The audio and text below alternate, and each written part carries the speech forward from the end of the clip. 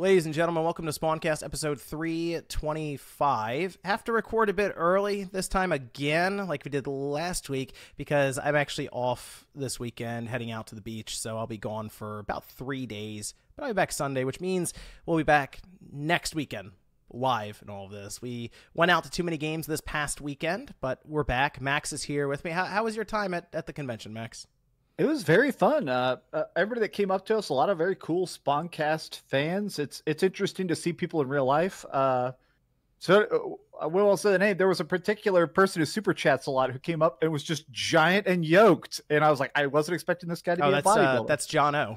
John O is just huge. I don't know. It's always fun to see the names in chat as real people and go, oh, these people are all shout out cool. to John O. Yeah, we met a lot of people actually. It was a lot of fun there. We did the panel. That was a good time. We met up with a bunch of people. Mystic Ryan drove in, so it was fun. It was definitely fun. We'll be back next year, absolutely. But we need to get some other people out there. We need to get, let's see, MVG. Hello. It's great to be here. Yeah, I'll try come out next year. If we can get Sean out of his house, then I will tag along. How about that? Okay, so if Sean goes, MVG is going to find his way there also.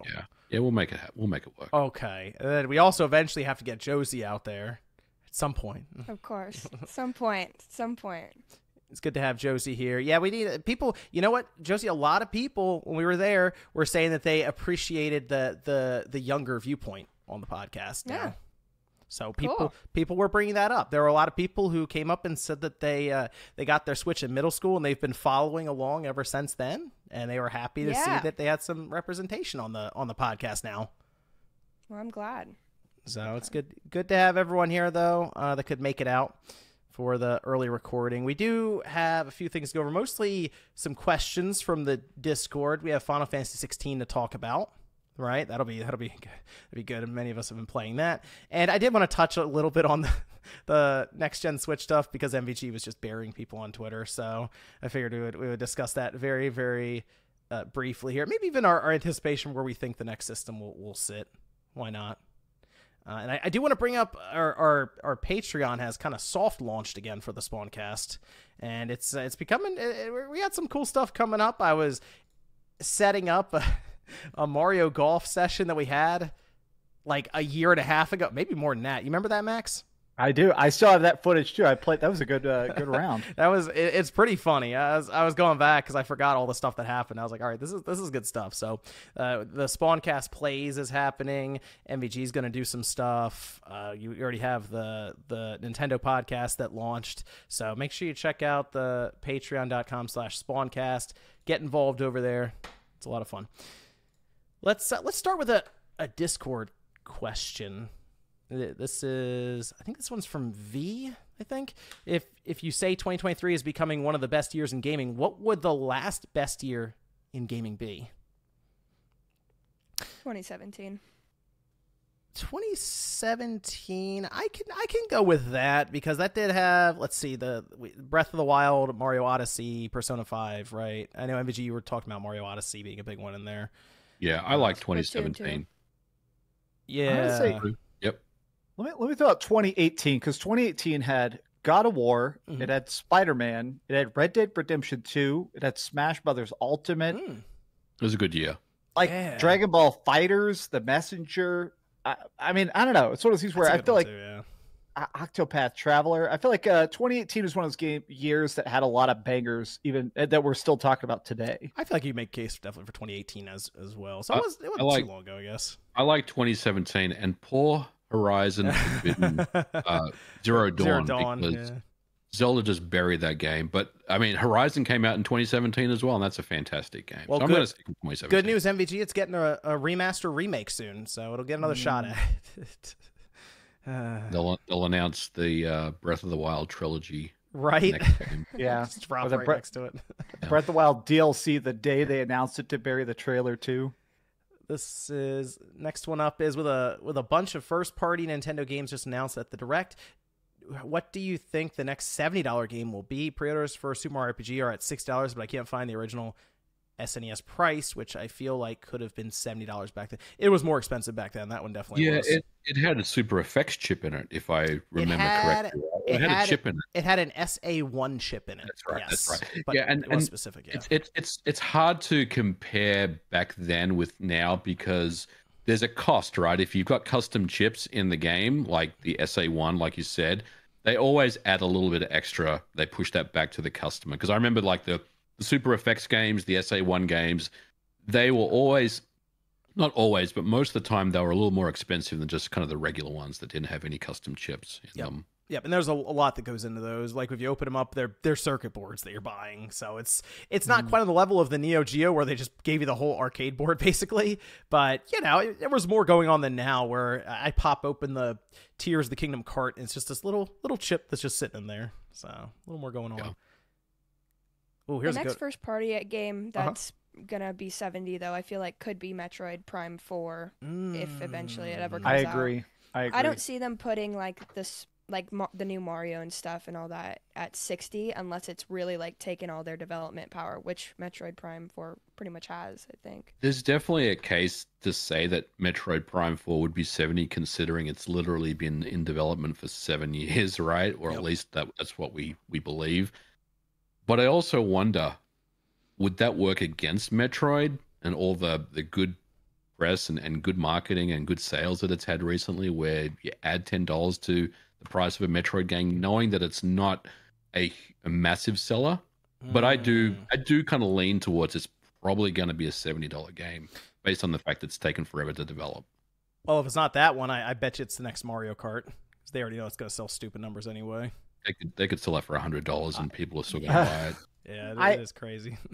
I agree with Metroid mostly just because it does feel like already people have jumped from I hate $70 games to people being like, oh, well some games are worth $70. Like I feel like people have been saying that about FF16, that FF16 is such a big gameplay departure. It's like, oh yeah, that's a $70 game because you're paying for something new.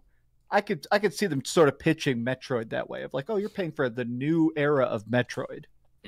Speaking of Final Fantasy XVI, do we want to get into our thoughts on this title? It released last week, but again, many of us were traveling, heading out to too many games and stuff, so I didn't get a chance to really get to it until I got back starting on Monday. And since then, I've been able to play on and off throughout the week, and I think I've accumulated like 9 hours or so. But I definitely have done enough to where I have a grasp on the combat, the tone of the game, some of the direction. But MVG, I know you've been playing quite a bit of it, and Max, you've been trying to like marathon this thing to get it done. Yeah. So let's get into this. What do you think about Final Fantasy 16 so far? I love it. I don't think MVG and I both have not beat it yet. I'm gonna try and finish this week and have a video out this weekend talking about it. I have about 36 hours in it so far.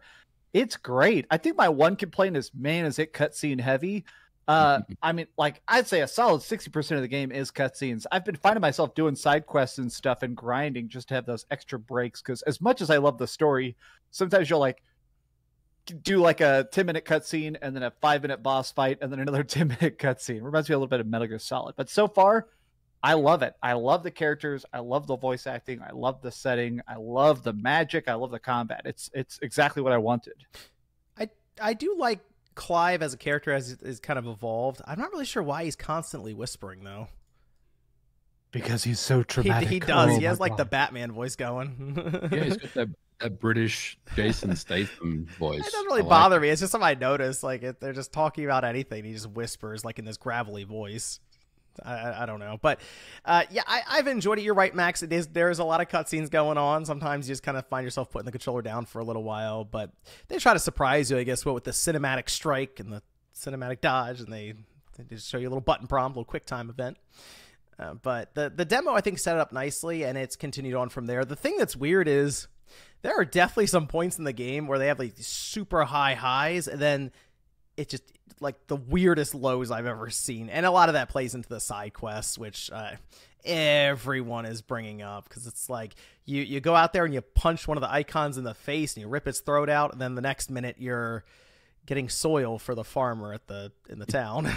So I will say I've skipped most of the side quests except for the ones that have the plus icon, because they're the ones that kind of give you some decent rewards, or like one of them gives you a chocobo, right? So you want to get that one. Obviously, there's another one where it increased my potency of the potions. So if you want to pick up Final Fantasy and you've heard about the side quest being dull, I would recommend just pick up the ones that have the plus icon on top rather than the exclamation. Do that, yeah, because they usually give you good rewards, and they're pretty fun, and most of them kind of tie into the story as well. So I'd recommend that. Some of them you do, and it just gives you 500 gold, and I don't really need. I don't know. The gold just doesn't seem as useful so far in the game. The weapons themselves upgrade, and it's just stats. It's like you just attack better, you stagger better, and that's kind of it. I was kind of hoping we'd get weapons that would add elemental effects or secondary effects, whether it's maybe poison on strike or blinding or anything like that. It seems pretty straightforward. You pay some money, you upgrade your weapon, and it just hits a little harder, and you just consistently do that. I do think sorry Max, I do think that the currency thing is kind of weird, because I'm with you, John. Like, I've got like 60,000 gil, and I have nothing to spend it on. Like, you know what I mean? Like, I've got my maxed out weapon, at least where I'm in the game, and everything's kind of upgraded already. So there's really no reason for me. There's no reason to spend any more money in the game. So you're kind of just collecting money as you go along. I'm not sure if later on in the game I'm going to be asked to, fork out a chunk of gil to do something, but I don't know. We'll see what happens, I guess. I think I don't mind the stacking up money. I don't mind like the minor, like tiny weapon upgrades. I think I wish that the talent tree had more passive bonuses. Like, I really like the Phoenix magic. I wish that I could upgrade it so that my teleport attack would go further, or the Garuda grapple hook. I wish I could upgrade it to go further. Like, the way to say is the tree is kind of just, it's so flat of like, you unlock an ability and then you upgrade the damage of that ability. It doesn't ever change it. I kind of wish that they had like some sort of branching trees where you could affect the skills. Okay. It feels very RPG light. I will say that. That's one of the big criticisms I have for the character progression is what you're mentioning, Max. The skill tree just feels very shallow and straightforward. But the thing that I wasn't sure how much I like it when I played the demo, but as I'm going through now, the combat is really good. Oh yeah. Like I like the combat quite a bit. I didn't really care for the demo, honestly. Like, when I played it, I was like, this is some pretentious BS game. Like, and like Max said, like, you literally walk, there's a 5-minute cutscene, then you walk a little bit more, and then you kill a couple of monsters, and then there's another 5-minute cutscene. It was just kind of getting a little kind of full of itself. And it did remind me of MGS4 in that regard, because that's the way Metal Gear Solid 4 is, right? It's just a bit of combat, then, long cutscene, bit of combat. But as I've been progressing through the game, the full game itself, I'm just kind of letting the game take me, where it needs to go. And I will say, I don't want to spoil anything, but there was one particular fight, and I don't want to say which it is, but I think a lot of people will know what I'm talking about. That was just the most incredible boss fight I've ever played. And after that boss fight, I was like, holy shit, this game is fantastic. I'm invested in the game. I love it. Like, I know that there's definitely some downsides to the game. There's some, criticisms and some people that don't like the direction of the game, but I love it, man. I think the game is fantastic. I get what they were going for. I get the execution. And I'm pretty happy overall with the game. It's pretty good. I think the part with the combat that opened up for me, because as you're going in the beginning, you have your Phoenix ability, whether it's like the uppercut with the wing or you spin with fire, and there's a few other you unlock. But as soon as you start getting other skill trees, we'll say, and you're switching between them, like you're mentioning with the grappling hook to pick the enemies back up as you're fighting or stagger them, all of a sudden I'm like, okay, this starts to make a bit more sense, and it opens up, and it does feel like that Devil May Cry influence on it, but it kind of feels like that, but sort of taken to the next level almost. And I mean, the combat director said this feels like this is their masterpiece, and I'm trying to envision how much better it gets as you get more of these skill trees, we'll say, because I'm still working through getting some of them. But the combat's fast. It's I think pretty satisfying. Everything hits pretty hard, and you have abilities to make your combos up as you go. I guess the only thing is I do notice that, yes, some of the bosses are kind of damage spongy, but I kind of also think that when I go back through this game in New Game Plus, it won't feel that way because I'll probably be much more powerful. And that's kind of how it is with the older Final Fantasy games. Think of like 10. Everyone really likes 10. When you're first going through it, the bosses aren't that easy, but then you go back through and you might have your ridiculous weapon or something, and you go back and fight the final boss and you just crush them. So you get to form the Ultima weapon in your New Game Plus run. So I'll see how things feel when you become overpowered. So I have a question for you guys. Are you playing it in performance mode or in quality mode? I'm playing it in quality mode right now. Yeah, me too. I'm playing it in performance, and the frame rate is really weird because I feel like it's very smooth until it just hitches, and when it hitches, it looks funky. Like this game almost has like classic Final Fantasy style dungeons, and I love that when you're going into like a crypt or something like that, and it'll be like fine when you're going into it, it'll be fine when you're fighting, but then when you're going to like a random door, the frame rate like where I think it's like trying to populate the next area, and every time that happens, it's always just like whoa, that's really weird. It's like really immersion breaking. I played the demo in performance mode, and I wasn't really sure why people were critical of it because it kind of felt fine to me for the most part. But when I started playing the game proper, I started in performance mode, and I experienced what Max was talking about pretty early on in the game. Also, I feel like the cutscenes are locked at 30 anyway, so it's quite jarring to play in performance mode, and then it just, automatically goes into a cutscene that's running at 30. So I just dropped it to quality mode, 30 FPS. I think it's the preferred way to play it, to be honest with you. That's how I had to play Jedi Survivor anyway. So I went from that to this, and it's like, well, the frame rate is just all over the place otherwise. So whatever. Get that PS5 Pro. We need it. We need it next year, right? Next holiday. I'll be ready. I'll keep hearing. I'll be ready. Yep. But I'm enjoying it. Again, I still have quite a bit to play. Square Enix had to come out with it when I'm not really at home as much as I'd like to be, but next week I'll really be on it and try to get it done, finish it up then. But Josie, are you going to play Final Fantasy XVI? Once it goes on sale, for sure. I think this is. Have you played a Final Fantasy game before? She tried. I tried. Which one? Oh, you played 7? Yeah. Did you play 7 remake or the original? The original. So it's a little crusty, right? It's not that good. Yeah. The turn-based combat wasn't doing it for her. I think you'll like 16. I think the only thing is just be prepared for a lot of. It's like watching a movie, basically, being part of a movie. If you want to, engage in combat, really, really cool Devil May Cry style combat, and then have a 5-minute cutscene, and then more combat, more cutscenes, you'll get a kick out of it. But I think it's pretty accessible for people that haven't really experienced Final Fantasy before. I think it's a good way to get started into the series. It is a really good way, I think, to also show off your PS5 a bit. Like, if you just got your PS5, you're looking for a game that can graphically showcase it a bit. This is probably one of them, I would say. Looks ridiculous. Especially with some of the boss battles, and like if you just want to see what your PS5 can do, fire it up, quality mode, and just go to town. It'll definitely impress the people in the room with you, probably. So they don't know that you're not doing all the cool stuff on the screen at once. This does something I feel like other Final Fantasies don't do as much, which is that, like, being as vague as possible, this game just gets bigger and bigger and bigger. There's more enemies in every fight. Boss fights are longer and crazier and have more phases. I feel like a lot of Final Fantasies set the pace about 10 hours in, and you kind of cruise control through it, and I like that. But it's crazy that this feels much more like almost Michael Bay-ish at times, where it just gets bigger and crazier. And I feel like every act of this game, I'm like, they can't possibly top this. And then the end of the next act, I'm like, they can't possibly top this. Yeah. I love that. And I like Clive as well. I think Clive is cool. Oh, yeah. Yeah. I had run a Sid, best character in the game, Sid. I had run a poll on the community tab about the combat, because people, of course, say that this isn't a Final Fantasy game. That was my other question, is what makes a Final Fantasy game a Final Fantasy game. But I asked specifically about the combat to see if this action-based direction is a big turnoff for people and turn-based has to come back. Because I saw that discourse online a lot.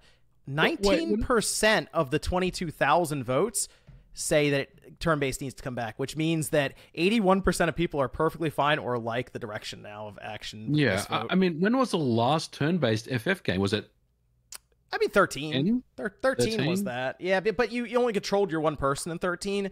Yeah. 15 was basically, I mean, it was basically action. You'd pause for different menu selections and stuff at times, but 15 was the boy band in the car. yes, it was. Oh my God. Yeah. The slander, the accurate slander. 12 Dude, you had I love 15. 15 is so cheesy. It's awesome. It is, yeah. 12 was like the gambit system. 10 was the last one where it was turn-based, and that was probably the most accessible turn-based because you could switch characters in and out on the fly. You could summon all kinds of different, creatures and stuff and take control of them. So there were a lot of ways to protect your party on the fly. The last true turn-based, probably 9. That was probably the last one where they were just like straight up, okay, this is it. This is turn-based how we know it. I'm gonna make a crazy prediction. Write down this prediction. We're recording this on June 29th. You notice all the little pixel sprites and stuff in this game. There's a lot of like references to old school 16-bit. Yep. I think they're gonna make an official demake of this in 2 years. I think that there is a separate version of Final Fantasy 16. I bet that's made to be like either for mobile or for Switch or something like that. Something about that stuff. It looks so high quality, and the music in this is so good. I'm like, bro, to me, it feels very classic Final Fantasy in the vibe and aesthetic. That if they decided to do like a purposeful demake of this, I think it would sell crazy amounts. I would play that. Oh, yeah. So would I. Hell yeah. Would it control like Secret of Mana or something like that? No, I think it would be turn-based. Wow, I think that'd be interesting. I think there's a separate version of this game that looks just like Final Fantasy VI, top-down sprites, but I think it's the same story and everything. I bet I have that feeling. Well, based on the internet, that should outsell this one then. Yeah. I think Square is going to make a big push for a lot of action-based. Like when Final Fantasy X gets remade, I think they're gonna mess with that combat too, and people are gonna be annoyed. I think Dragon Quest 12 is gonna cause a firestorm online, so it's gonna be interesting times for them. But I don't think the turn-based party system is as missed as the internet's kind of making it out right now. So yeah, at least not to the mainstream. I think the mainstream's okay with this. So yeah, what it sold? How many? 3 million. 3 million. So just like 8% attach rate on it so far. That's actually the fastest selling PS5 exclusive so far is Final Fantasy 16. It's good numbers. Yeah, right now for the PS5, I'd say so. It's at an 88 on Metacritic, right? Yes. Yep. So okay. I think they can continue building off of it, but I do believe you can see some of their MMO influences with the side quests and stuff, and a lot of that got called out. So, and I think 88 is about right for that game. Like it's really, really good. Could it be better? Yeah, there's definitely some polish that could have been added. There's a couple of things that I feel like they could have done to really propel that into the 90s, but I'm pretty happy with 88. I think it's the right good score for it. Yep. I haven't finished it yet. I am working on a big giant review that should be out maybe by the time this podcast gets posted. I'd probably give it around like a 92, but obviously I have not finished it, so maybe I've heard the ending is cheesy, so maybe that'll lower it to an 88. But okay, I think you would like the game, Josie. It is, I think, a Final Fantasy game that a lot of the newer generation will get behind and enjoy. So throws the turn-based stuff out the window. So I think you'd enjoy it. But I guess my other question is to you guys, because this keeps coming up. What in your mind, if you look at Final Fantasy, what makes you think that it's Final Fantasy? Do you have anything where you go, this is okay? Yeah, this is Final Fantasy. Gil, chocobos, the Moogles. Music, the Ifrit, the big boss battles, the summons, the summons. Just kind of the staples of Final Fantasy. I feel like. I think you're absolutely right with the summons, though, MVG, because when we were seeing Diofield Chronicles get shown off, they did basically a summon of Bahamut, essentially, and everyone was like, oh, is this Final Fantasy, right, in the trailer? And they're like, oh, Diofield Chronicle, I don't know what that is, new IP. That's definitely something that sets people off, is that I don't think it's the combat anymore. It used to kind of be the combat back in the day. Oh, it's turn-based. Okay, it has kind of this fantasy vibe to it with some medieval or ancient tech setup. That's Final Fantasy. Now it's, I think you're right. It has its core staples, and that's mainly what defines it. Yeah. There is also kind of a subtle art style as well. Yes. People on Twitter have been making side-by-side comparisons of the characters like Sid and Jill and stuff in FF16, and it's crazy how they're almost wearing the exact costumes of particular characters from Final Fantasy Tactics, and you realize like, oh yeah, like even if you don't acknowledge it, there's definitely this, like, it always feels like you're part of the same timeline, even if there is different graphics and combat music. It still feels like, these are the same universe somehow. Yeah, plus, and the music, like, when you beat an encounter, it's got the... They do have a really cool one for Final Fantasy. I like the one for 16 when you beat one of the big bosses. They have, like, the orchestra kick in and stuff. That's pretty cool. So cool. Yeah. I think they also mentioned... The producers mentioned crystals as well. That being a big thing that they need in all these Final Fantasy games. But hey, you know what? It does. I know it's got the action vibe to it, but it still has that Final Fantasy flair to it. So yeah, I think good entry for Square.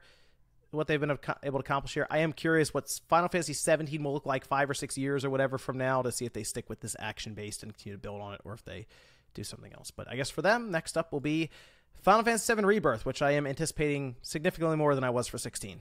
So, exciting stuff there. Actually, Josie's going to have to play 7 Remake before then.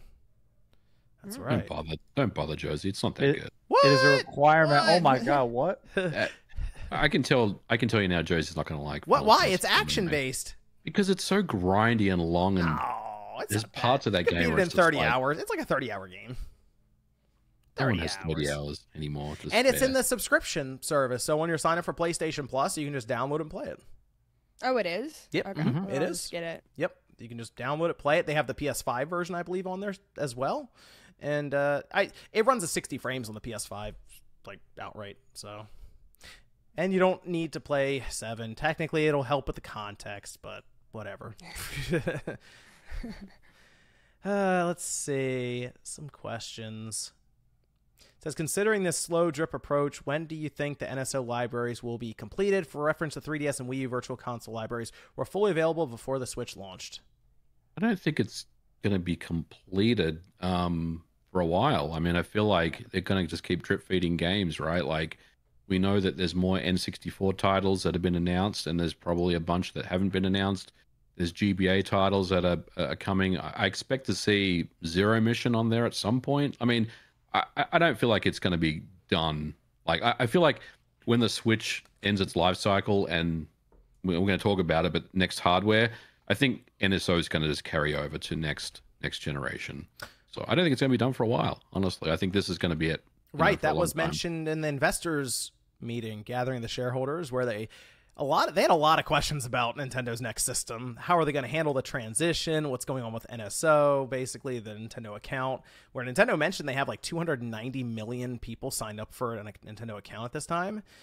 And that has to do with mobile, as well as, remember, at the theme park, they track your coins and stuff you get. So people who are going there to sign up for the mobile app are also being entered into their system, and then with Nintendo Switch, all of that they have under one umbrella. So that's a big thing they're trying to transfer around. And they were pretty coy still on backwards compatibility. They did not outright mention or say anything about it, just that they want to have NSO or the Switch accounts transfer over. So I still no confirmation for backwards compatibility, but I don't know. What do you think, Evie? Do you feel a little better about it now? I mean, I don't really know, like, what's going to happen here. I think Furukawa didn't mention it because he probably can't talk about it right now. I do think that there's going to be some way that you can play your existing Switch library on new hardware, whether that be patches that get updated, or if it's true backward compatibility. Of course, I made a video about this a few months ago, and it was very polarizing. A lot of people got mad at me because I was, basically poking holes in the backward compatibility story. But I do think that Nintendo will come up with a solution, whether that is, your digital library will be available. May not be all on day one. It could be, something that kind of gets added as time goes on, potentially something like that, where they do offer patches and updates.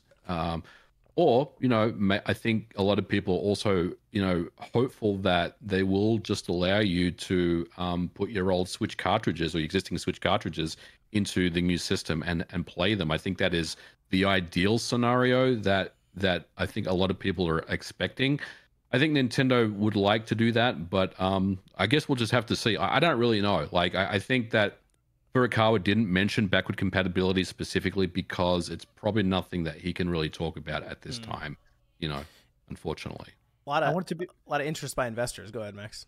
I just want to say, I hope it's exactly like the DS, because I've been playing a bunch of DS while I was traveling, and I actually, just the design-wise of new games go on top, old games go on bottom. I want them to do that with the Switch. That was cool. That's why the DS is the GOAT, man, because not only is the DS a fantastic library, you can, like you said, play GBA games as well, which is a fantastic library. So if they can somehow manage to pull that off on next gen, next gen's going to be ridiculous. Battery life was sick on that DS Lite too.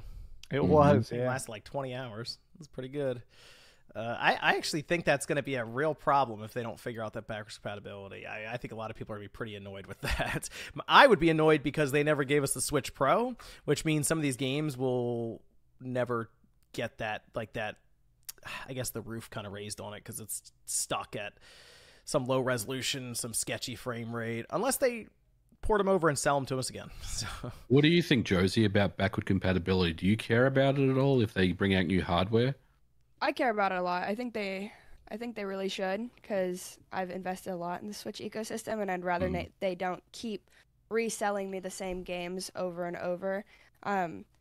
I think there's a possibility because for their handhelds, at least, they pretty much have consistently made them backwards compatible. Like even the DS and the 3DS, you can play your DS games on your 3DS, DS, all that kind of stuff.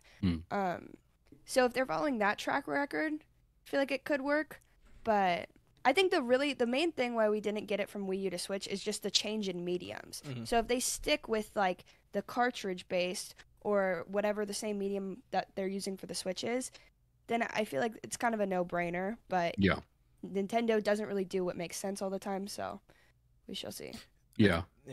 I think they have a way to put the cartridge in the next system, but halfway through the generation, they just make an all-digital one. They'll do like a light version of it or something, just get rid of all cartridge slots. True. And that'll be that. So I don't think NSO is... I think it's just going to be an ever-evolving thing, because there's always going to be more consoles added. Like, hypothetically, with the next console, they could add GameCube. Like, there's always going to be more stuff to put on there. Like, even with Virtual Console on the Wii U, they went all the way up to the Wii. So they have a lot of... Yeah, they could pull from the Wii. Virtual Boy's still out there. That's a big one. Yeah. We know that they have a GameCube emulator like in their back pocket, so they could easily have that available on the next gen. I wouldn't mind them figuring out DS in some way for it. That'd be kind of cool. Whether it's like you have your system, the tablet, you flip it vertically and you split it. Yeah, that'd be cool. Think it's going to be a foldable dual screen? I still think they play around with foldable screen tech. I kind of think they do. I'm wondering. They won't, man. No way. I'm wondering. Isn't the faulty rate on that way too high still? Let me take you back to what was it, 2009? It was a different time. Like, we're talking about an era where, like, little Johnny's just gonna like smash that thing in half. Let me take you back to 2009, and we'd be sitting here, and I'd say, you know what? I think Nintendo, what they're gonna do with the next DS, they're gonna play around with glasses-free 3D. People would think I was crazy. Little kids are going to be playing Mario Kart. They're going to lose the race right at the last minute because of the red shell. They're going to rage quit, snap their Switch 2 in half. It's not happening. Glass is going to shatter. Yep. Oh, man. Yep. Lawsuits and all sorts of things. Nintendo doesn't want that stuff. No, they don't want to do that. Easy gimmick. Then MVG started burying people on Twitter because Bobby Kotick talked about the next Switch with PS4 and Xbox One thrown in there when it sounded like he was just kind of guessing at it. Which, by the way, is it weird that Activision... I mean, he's under oath. He's up on the stand. They're asking him if he had it. He would have to say, yeah, we know the specs. Is it weird that he just testified and said Activision doesn't know what the specs are for Nintendo's next system? I mean, I think it's a very, very honest response. Like, it seems like no one in the industry, except for a few first parties that we're not really privy to, aren't really sure about what the next hardware is going to be quite yet. Dev kits are out there, though. I saw it. Are they? I thought they were, right? Weren't dev kits out there? Where did you see that? Also, I do want to throw out there, I'm a big fan of Blizzard. I follow all the major big Blizzard content creators and stuff, and people make jokes that Bobby Kotick doesn't know anything about. Like, he's a brilliant businessman, but he doesn't actually know what's going on. Like, the joke people make is, when's the next World of Warcraft expansion coming out? Like, what the hell's World of Warcraft? So it's like, he may not know the specs, but people in his company may know the specs. Well, what's interesting, though, about that, Max, is he recalled his time with the Wii and the Switch, and he said he saw the Wii prototype early and was on board with it, which I believe him because we actually got a lot of Call of Duty games on the Wii. Shockingly, they made it work, and you can still play them online now to this day on the Wii. So it's still up. But he saw the Switch prototype and said, that sounds weird. I don't think that's going to work. There's too much involved. You guys are coming off the Wii U. And he said, yeah, I was wrong. Just sat there in the seat in the middle of the courtroom. Yeah, we probably should have made Call of Duty for it. It's a little late now, but we probably should have done it. They're on 3-year cycles, by the way, for Call of Duty. So in their mind, if they start now, or even if they start last year, the next system might come out by the time they're ready. So I guess that's kind of where they are now. But interesting that he doesn't even know the specs, apparently. But he saw the prototypes, the other two systems, I assume, well before they released. Yeah. I mean, there was a lot of confusion about what happened yesterday. And look, I'm not really faulting media outlets for running this story because it seemed like the narrative was going around that the next generation of Switch was going to be at the same level as a PS4 as far as specs or as far as performance. But that's obviously not what was said at all. He basically said, I don't know, but if I was to guess, it's probably going to be around this, right? Which is a different narrative than what, Nintendo everything and was it Dextero, whatever they're called, were talking about. So I was very quick to correct them about that. But look, I think I guess the takeaway from all this is, we are expecting new hardware to be announced. Maybe it's going to be later this year or early next year. We are expecting new hardware probably next year. If I was to guess, maybe later on in the year, next year. But, I think spec-wise, I think Bobby Kotick is probably accurate as far as what he thinks the next generation is going to be in terms of performance, which is going to be around PS4 levels. I think that's a pretty safe guess to assume, right? Like 1080 visuals. In a handheld or a hybrid fashion. If they're just going by the raw power of it, that's 4 to 5 times jump from what we have right now with the Switch. And I feel like a lot of people would be fairly satisfied with that, especially since it would still be newer technology than what's currently in the PS4 and the Xbox One. Those are older chips, and this would be a newer chip from NVIDIA. The word's been DLSS for a while, but some sort of sophisticated upscaling technique, more so than what we saw with the Xbox One and the PS4. Bunch of little tricks here and there, I'm sure, to make it probably work out for 4K on the big screen. But at least from what his point of view, we could probably get Call of Duty on the next system. That's what they were trying to get him to say. Yeah, we could do it, and I think they can. And I think they will, actually. Even let's say things go south, this whole deal doesn't work out. I actually think Activision will get Call of Duty on the next device because they saw what happened with the Switch. I agree. Well, I think a lot of people, because I think both fans and developers, a lot of people woke up to the Switch really quick. And a lot of people tried to, look at all the ports of stuff like The Witcher. Like, I think people realize, it'll sell on Switch if you can get it to run good on Switch. So I think Call of Duty definitely realized, we probably left a lot of money on the table, not even porting. Call of Duty Remastered didn't even come to it. I was kind of the same when the Switch came out. Obviously, Breath of the Wild, was the game for me. But like when I saw them announce Skyrim and Doom, Doom 2016 and The Witcher, I was like, whoa, this is not just a cute toy we're talking about. This got some some hardware behind it. So yeah, I think the third parties want to jump on next generation. And I think Activision will probably, hopefully they'll look at bringing Call of Duty to Switch because I think number one, it will sell very well there, but also, it's look, Call of Duty, people love it, people hate it, but if your system has Call of Duty on it, then people are going to be playing your system, simple as that. So I think it's the right move. Can we briefly mention, did y'all see the crazy statement that Jim Ryan said there's 1 million people own a PlayStation 5 and only play Call of Duty? Yep. They looked at the numbers. That's crazy. So they've sold 30 million PS5s. So that means like what, a third of a percent only play Call of Duty and no other game. Well, they also mentioned really that like I think it was a couple like 4 or 5 million people who own a PlayStation 5, I guess, have spent at least 30% of their time playing Call of Duty or something. It's basically they heavily rely on Call of Duty specifically to hold up their subscription service, their PlayStation Plus, because you got to buy Essential at least to play Call of Duty online.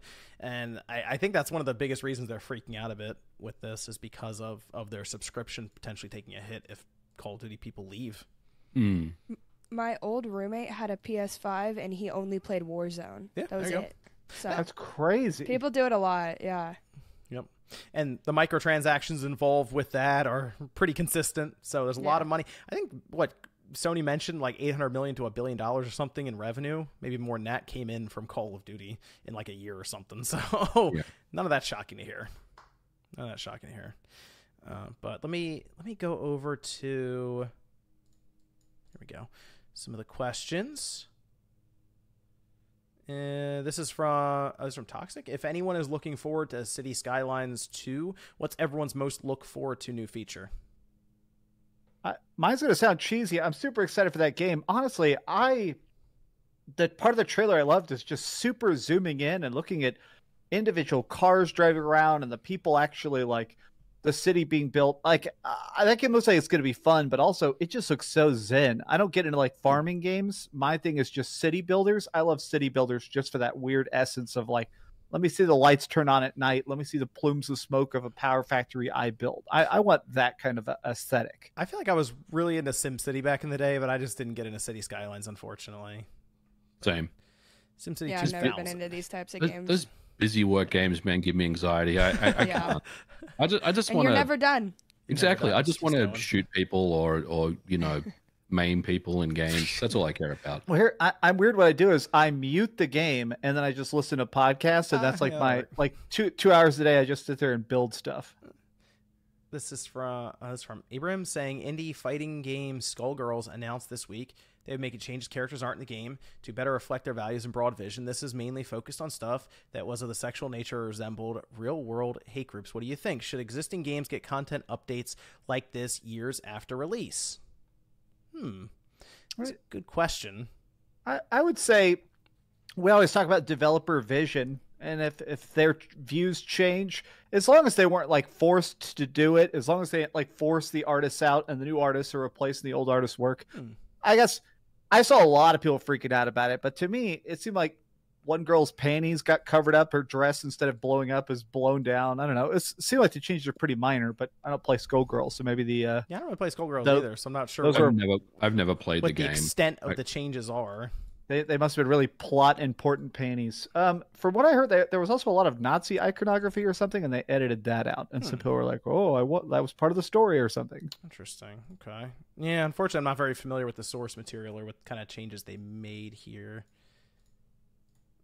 Let's see. Chris says, for those of you who use review scores, if you give a game a 10 out of 10 and it gets a sequel that surpasses it in every way, think Breath of the Wild, Tears of the Kingdom, do you retroactively change the score of the previous game or give the new game a perfect score as well? No, because you got to treat the game on its own merits at that time, right? Like you can't like review Breath of the Wild in 2023 and pit it against Tears of the Kingdom. At the time when Breath of the Wild came out in 2017, it was a land-breaking game. It was just a complete departure from traditional Zelda games, and it was very, very good, right? So you can't go back and say, I'm going to take this game, cherry pick this game from like 2015, 2016, whatever, and review it again next to the sequel. It's not a fair comparison for me. I think personally, and maybe I'm weird here, I think every time I've ever given a game a perfect score and then like 5 years down the line, the sequel comes out, I think every time it's been at least a point or so lower. I think for me, a lot of times games are wow factor. It's like, wow, I can't believe they did this. I can't believe they made a fully digital New York City to swing around in Spider-Man. So like, I feel like that gets diminished. That as excited as I am for Spider-Man 2, I feel like the scores are going to be a little bit lower than Spider-Man 2018, or the scores of God of War Ragnarok I think were like half a point lower than God of War 2018. So we'll see. But the idea of lowering a score, I know some websites do that, like redo their scores later. I think that's stupid. No, it is. It's a snapshot in time anyway, based on where the industry is and what's going on. Like if you go back and review some of those old games now that did really well, it would probably be lower, yes. But I think it's good to keep it where it is for that kind of where we were at the industry. I mean, Josie, you keep reviewing games from way back when, and it's doesn't age the best at times. No. Well, yeah, that's like I don't know. I feel like that's a little different too, because it's like a whole generation of gaming that I didn't experience. But if I were to go back and be like, oh, Breath of the Wild doesn't matter anymore because Tears of the Kingdom did everything better, it's like diminishing everything that Breath of the Wild brought to the table. It created the world that Tears of the Kingdom built off of. And you probably say that for some of the bad scores I've given games, but I don't know. Personally, I don't think about it deep enough really to like get into the nuances of that, to be honest. Have you played Ocarina of Time yet? Yeah, a little bit. I haven't finished it. Oh, interesting. Okay. Do you think it deserves a 99 Metacritic, which is the highest rated game ever of all time? That's it. Yeah, I know, because it's not as good as Link to the Past. Just say it. Yeah, okay. I think it deserves. No, that's a 99. actually true. It's not. I mean, Link to the Past aged better. See, there I think it deserves a 99. Like when it came out, the game was. I know it was pretty ridiculous. Yeah. It just completely just changed video games for me. Yeah, we all looked at the flat texture chain and said it's never getting any better than this. It's kind of crusty now, and it kind of needs a remake or whatever. But like, I feel like if you went back and lowered that score, you'd be doing a disservice, because at the time it was like Breath of the Wild, for the N64. It was just mind blowing and completely game changing in so many ways. Yeah, I think you have to take into account how the effect it has on the industry and people around it as well. Go ahead, Josie. Yeah, that's what I try to do with those like retro ones. I like talk about how I understand that they're super important, and then I just like drive home that it's just about my experience. Well, like when I talk about them, it's only like I'm not basing it off of what other people. It's just my own experience with the game. So now your Metroid review is good. People should check it out. Oh, the one I just made? Yeah. You know it's good when people are mad. Metroid. Yeah, they were mad. You did your Zelda tier list, didn't you? Oh, yeah, that was also that was a good one, too. Hey, you got a good perspective on it, Josie. You just got to share it more and annoy more people. I don't think that deeply about it. I just have a good time with a game, or I don't, and then I make a video. There you go. That's all it is. Yeah, and I think that's the way to do it. I do think sometimes I see these game journalists talk about like the meta contextual narratives. It's like, do you like it? Good. You hate it? Good. Who cares? Yeah, whatever. It's a game. It's a game. You want to hurt some people though, Josie. Ocarina of Time's right there. Go review that one. I don't know if I could ever touch that game. I think I'd get like some crazy stuff. Nah, you gotta do it like a YouTuber apology video. Like walk in, sit down, take a sigh. Yeah, like I'm crying the whole time. Yeah. Today we gotta talk about tears. I'm sorry, the tears I feel for Ocarina of Time. My only request, Josie, is you make a Mario Sunshine slander video. Oh, I'll signal boost that forever. Mario Sunshine, just catch it. Let's go. Why is it got to be Mario Sunshine? What happened to the sloppy history of Mario Sunshine? Man, she'll play it. No, she'll play it and she'll enjoy the game. Maybe. I'm curious. She'll like it. It's a good game.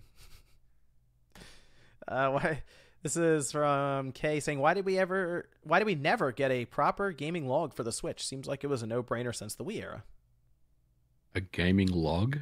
I don't know what that means. Like of all your histories? Like a history of all the games you played and everything? Okay. Like on your Switch, you can go back and look at everything for the time spent or anything like that. I wouldn't mind Nintendo, because you can also kind of look at like trophies and achievements, and it kind of spells out a log as well. I wouldn't mind if Nintendo leaned into more of that community aspect with just playing games, accomplishments, whatever you want to call it. I know they're kind of adverse to it, but they have their platinum points that's kind of like that, where they give you missions and then you get platinum points. But I wouldn't mind if they just went to a system-wide thing that also attaches to your Nintendo account. Maybe that's what they're working on with DNA. Apparently they're doing something that's going to bolster the Nintendo Online or Nintendo account. Maybe it's accomplishments, achievements, medals, stickers. I don't know what they'd call it. It's Nintendo. They probably call it stickers or something. But I wouldn't mind if they tried that. That'd be cool. Yeah, because on the Switch log, it like deletes after a period of time too. Like if you started playing too many games, the ones at the bottom, until you put the cartridge in again or play the game again, it doesn't show it on your activity log. Yeah, so I think that's kind of what a lot of people don't like. When I was playing Tears of the Kingdom, I wanted to see what my playtime on Breath of the Wild was, and I can't find my cartridge for whatever reason, and I could never really figure out how much time I invested in the game. Is there a... And it's not account wide technically, right? It's like it's only that system, because I put hundreds of hours in Splatoon 2, and when I bought a new Switch, I bought the Switch OLED. It says I've never played Splatoon 2. Is it just that because it's kind of that's one of those games where you can't transfer your save file, right? So it's not attached to your... The timer is built into the Switch, I think. It's not part of your account. Yes, that seems like it's tied into like the profile. Okay. Yeah. That seems like the next level for them is to figure out the community aspect. Maybe not exactly like Miiverse, but something that they can build on for tracking and accomplishments and all of that. I think that'd be fun. But what about voice chat? Yeah, voice chat. They got to build stuff out. That's the biggest thing I want. Folders, John. One step at a time here, okay? Folders, themes, voice chat. The two things I want, definitely voice chat, and I do want to be able to send text messages to people. It'd be cool to, if I see Sean online, to just... Like, yeah, just send him a message and say, David Hayter said I'm his best friend and you suck or something. Hey, David Hayter's a nice guy. I hung out with David Hayter for like 45 minutes. He was a cool buried dude. Sean for us, so they'll take it. Yeah. I like that clip. It was deserved. Let's see. This is from DC Fat Cat. It says, "What's everyone's favorite convention smell? I prefer the smell of musty plastic in the morning." Oh God, no. There's no favorite convention smell. Well, I kind of have one, which is that since we, as the guests, we get to go in there before it technically opens, so we can wander around. I kind of like that super hardcore. They're mega blasting the AC to cool it down before everyone comes in there and smells like dog shit. So when you go in there, that blasting AC smell is nice. It was nice to be able to get in there before everyone else kind of look around. So that's nice perk to be able to do. We got to pick some stuff up. The less convention smells, the better. I feel like that is the nice thing. At TMG, we can head it, like I said, early. And I know, Max, you got it. What'd you get? A Game Boy? I got a Game Boy, yeah. And I ended up selling some of my GameCube games to Mystic Ryan. Oh, you end up doing that? Like he was you talked about? Okay, cool. He bought a big chunk of my GameCube collection. Oh, he actually got them. Okay. My Mario Party games. He bought Chibi Robo off me. He bought Mario Kart Double Dash. I had a huge GameCube collection that's just been sitting on my shelf, and I didn't know they were valuable. At TMG, you saw that world. Me, Spawnwave, and Mystic Ryan were walking around. There's all these giant price tags. I'm like, I have that game, and I paid $5. I'm not gonna say what Ryan bought, but he was he was out there swinging. So I'm sure I did see some photos of random people on Twitter that were at TMG that posted like photos of prices. Look, I know that retro gaming is expensive, but man, what's going on with these prices? Like they just keep going up, don't they? Some of us made the smart investment, by the way. GameCube games, okay, just saying. Don't need gold. I have GameCube games. Just invested in that, and I apparently I was the smart one. Your kids' college tuition's paid for. Taken care of. There you go. This is the craziest thing. MVG is at the convention. There were games that were out there for like hundreds and hundreds and hundreds of dollars, and all day long people were walking up and buying them. Oh, I got Path of Radiance. Like that. It was crazy to see like these massive price tags on a game like Rule of Rose, and you're like, there's no way someone's buying that for $800. And you come back an hour later, it's like, oh, it just sold. It's like, they're all selling. I had Rule of Rose. I should sell. You know what game exploded in price, and I specifically remember stickering it way back in the day at the old store for like $30. Is Haunting Grounds on the PS2. Oh, dude, I've known that's been expensive for a while. I have a copy of that. 30 some odd dollars back then. I remember this. How much is that selling for now? Because I bought mine for about 100. It was 400. I think 400. Yeah. It was crazy. So that stupid money. But there were a lot of, what was there a lot this year?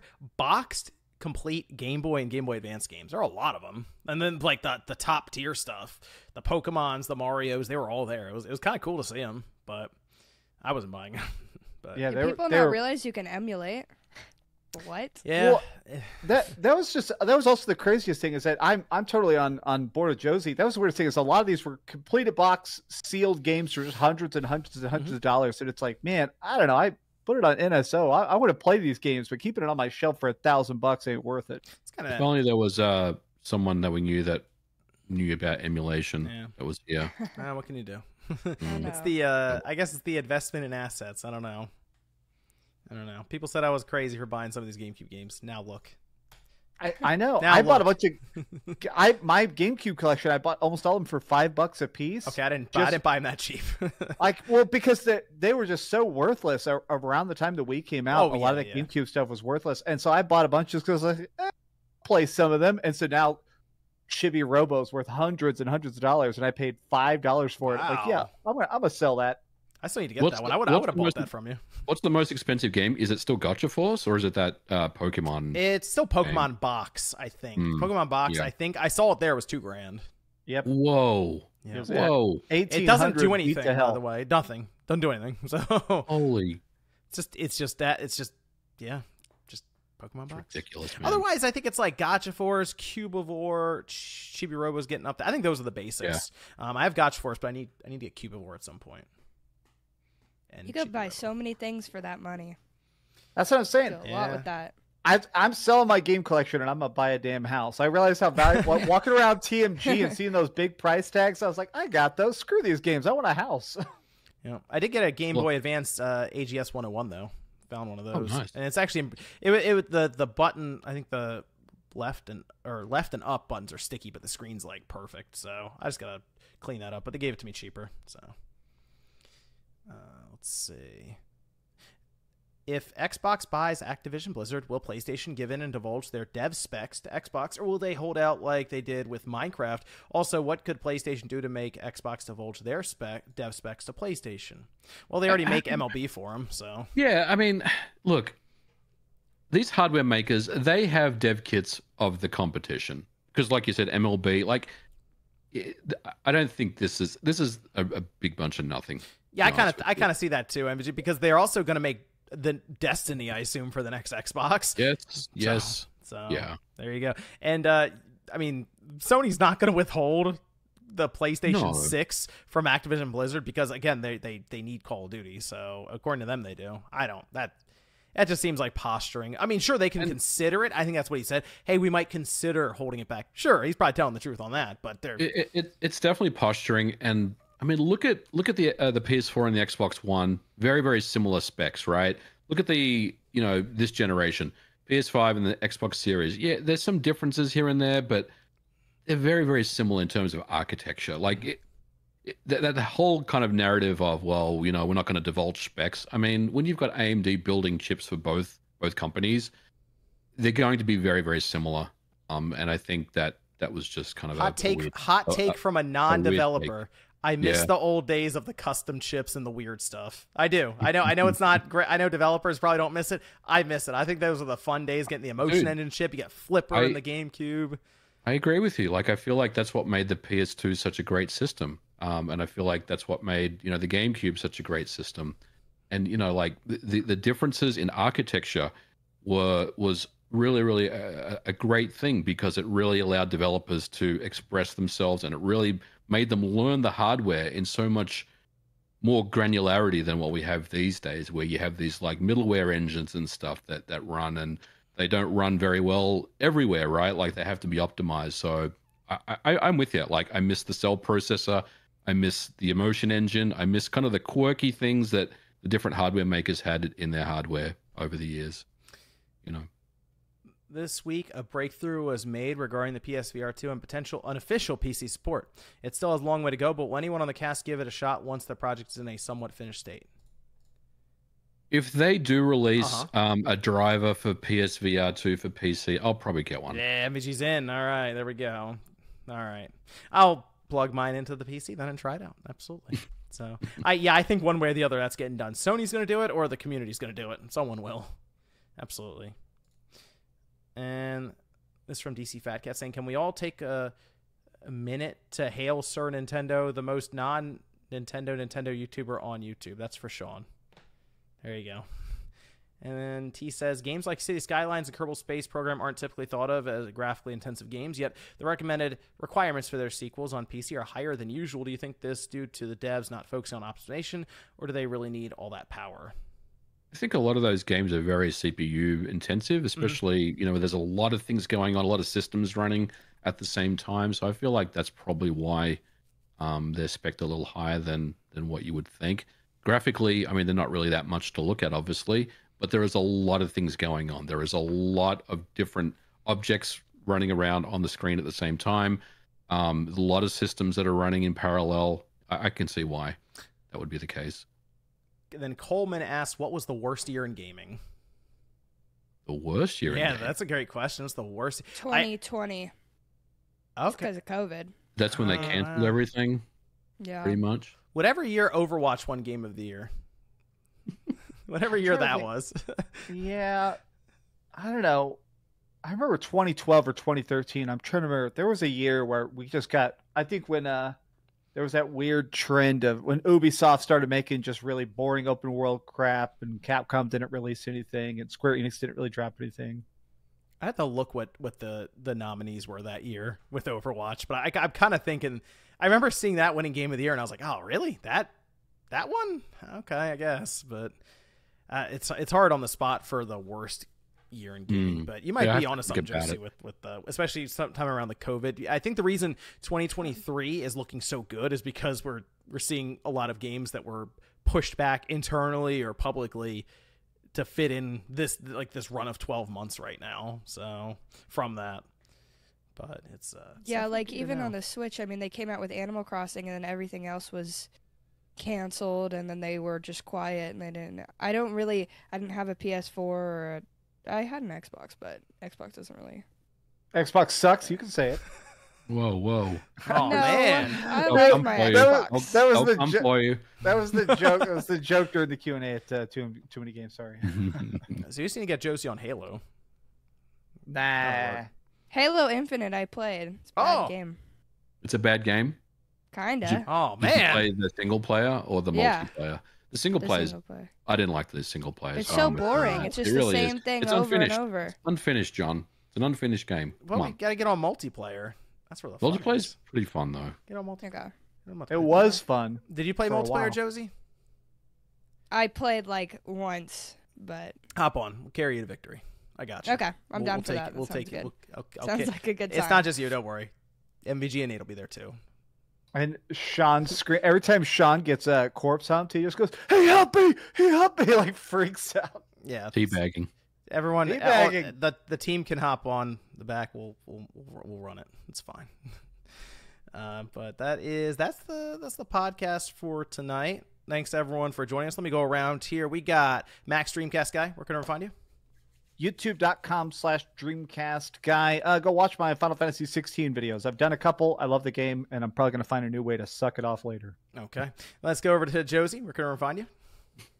You can find me at YouTube at Josie Woe. I just made a video about the original Metroid. I think it's a good time. And yeah. Yep, go check that out. Thank you for having me. Got MVG? Thanks for having me on. You can find me on Twitter at Modern Vintage G and YouTube Modern Vintage Gamer. Nate the Hate episode will be out today, or it's already out today by the time this goes live. So check that out. Video Monday. I don't know what I'm doing yet, but I'll figure it out. And yeah, we'll see you next week. All right. Thanks everyone for tuning in. Make sure you check out the patreon.com/Spawncast. Get involved there. Thanks everyone for coming out. Too Many Games. It was a lot of fun to see people in person, put names to faces. It was a good time. We will be. I'll definitely be going back next year. Hopefully we get most of the Spawncast out next year. We will see.